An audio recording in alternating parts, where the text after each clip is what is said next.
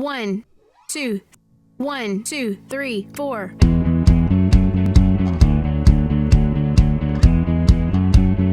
Intro.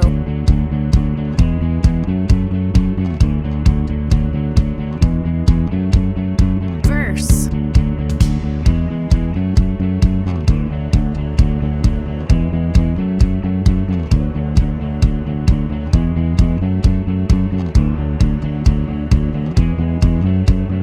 Verse.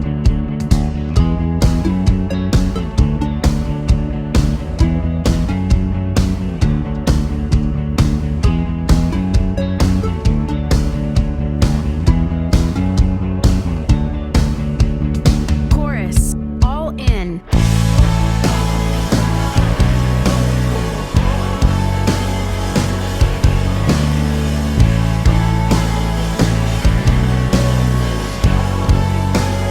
Verse.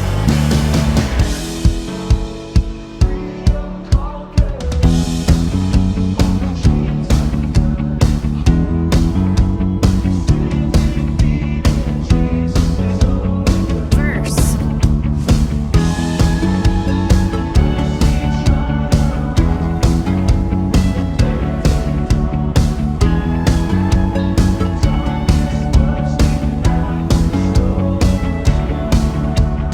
Chorus. All in.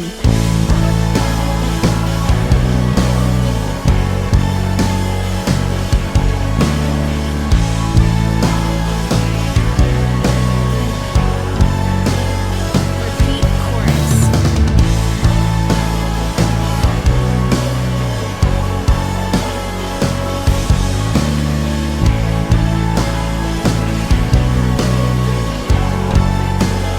Breakdown.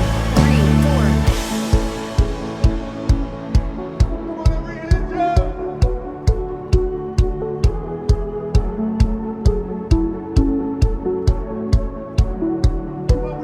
Bridge.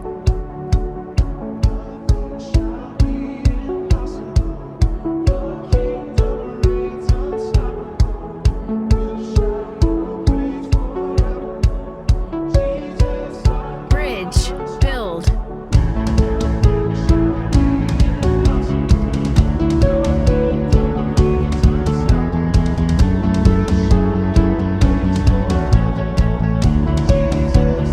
Bridge. Continue to build.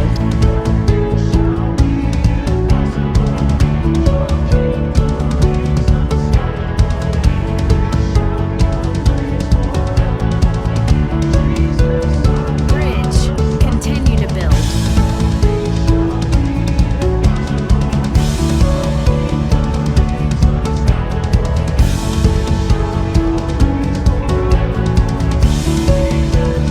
Instrumental full band.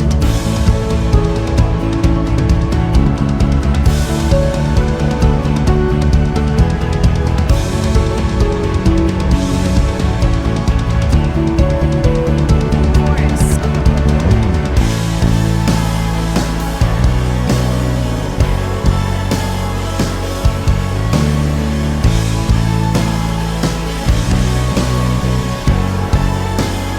Repeat chorus.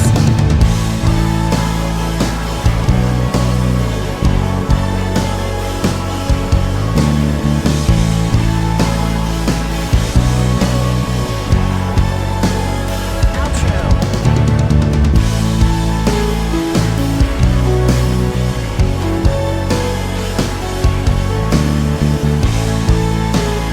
Ending.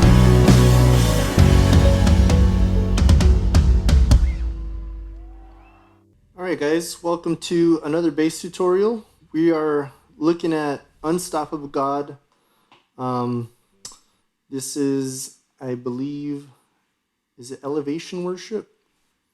But pretty popular song. I forget what this, I think it's originally done in B. We took it down to A just so our lead vocal can hit some of the higher stuff without straining too much. But this song is actually pretty straightforward. Probably get away with just looking at the chord chart, listening to the MP3s, and you might have been good just doing that. But I did want to show you kind of my approach to the song.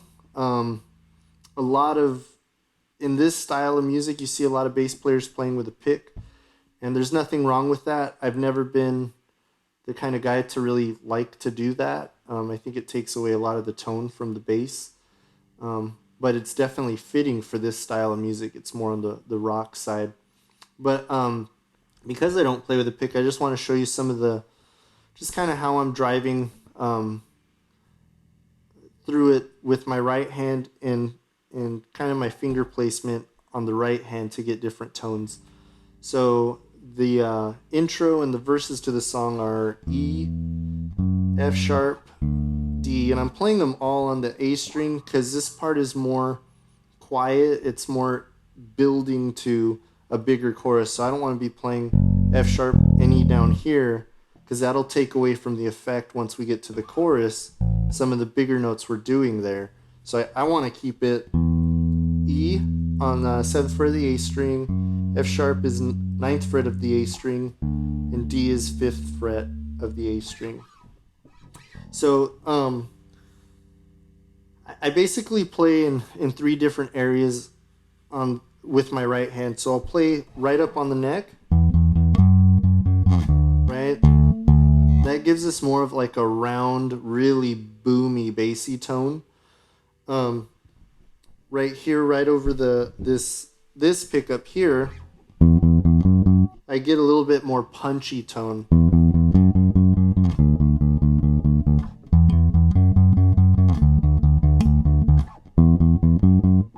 Can you tell the difference? And then right over the bridge pickup over here, I like playing over here. It's a little bit more nasal, but what I like about it is that I can pluck here, and because there's just so much tension here, it's harder to play really loud here. So I can kind of, like at, medium pressure of plucking the strings here.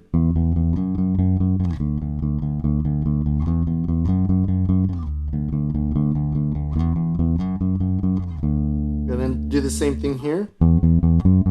It's immediately louder, more bassy, more punchy, and then here is even more bassy. So I like to be here when, I'm digging into the strings a little bit to make sure that rhythm is right and that that all my articulation is right, but I don't want it to be as loud. So here's where I play during the verses.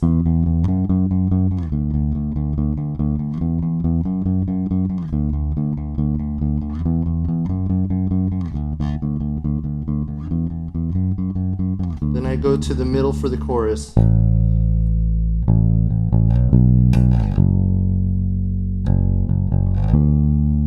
Right? So I just want to point that out in this song because there's not a whole lot going on rhythmically or as far as chord changes, but there is a lot going on dynamically, and knowing how to control those dynamics with your bass is really important. I think some guys, they kind of stick in the same spot and then just kind of control it with their fingers, and that's cool too, but why not use just the different areas of the bass to get different tones and different dynamics. So in this song, I'll hang out back here for the verses. The choruses are up here.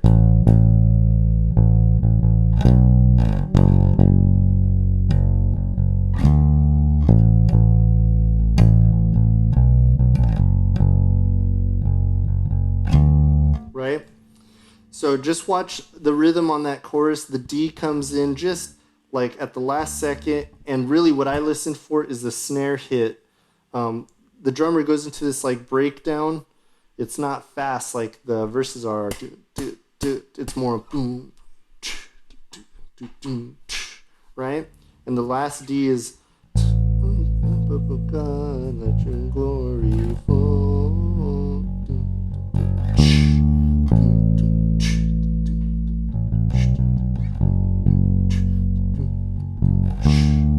Right? So just watch out for that. That's kind of, I'm listening to the rhythm of the drummer and landing that D on his last snare. And then I want to go over really quick the bridge. The instrumental and the bridge are the same thing, really simple, and they actually lay out for us all of the notes, even this C sharp, but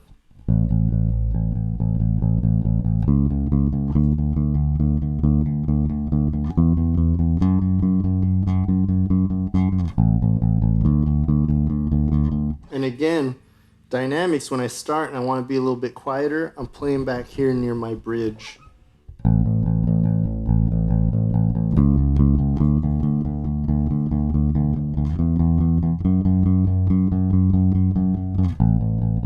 And then all my notes are higher, right? High E, high F sharp. And then we start building, I get closer to the neck.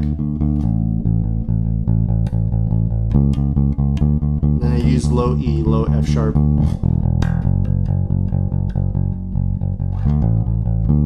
There we go. Right? Then take it back down. Unstoppable God, let your glory fall. Right? So closer I get to my neck, the more bassier and boomy it's going to sound. Closer I am to the bridge, more nasal, but I'll have a little bit more control over the dynamics there. So that's all I wanted to mention on this song. Again, it's really straightforward. Probably could have done without me explaining all of this, but I just want to take a minute to just kind of, share with you guys my thinking when I approach this song and songs like it that are, it might not be really rhythmic. It might not have any weird chord voicings or weird transitions or progressions or anything like that we really need to focus on. But it's good every now and again to just remember dynamics whenever we're talking about music. Dynamics is really, really important. There's some songs that the whole feel and everything about it has to do with the soft and the loud.